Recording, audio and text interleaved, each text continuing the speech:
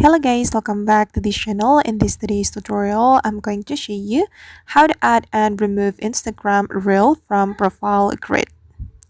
Okay, let's get into it guys. Here I have opened my Instagram application, and first of all, I'm going to open my Instagram profile and I'm going to go to the reels section right here, and this is my Instagram reel guys. And if you want to add this Instagram reel to the profile grid, we can click on the Instagram reel and then click on the three dots, then you can click on manage. Okay, and then select add to profile grid.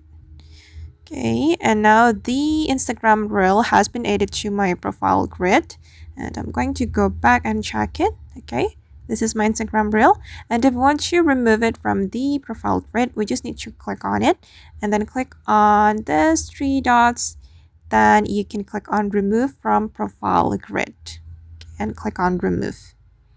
Okay. Alright guys, and that's all the way to add and remove Instagram reel from profile grid. I hope this tutorial will be useful for you. Thank you so much for watching and see you in the next video.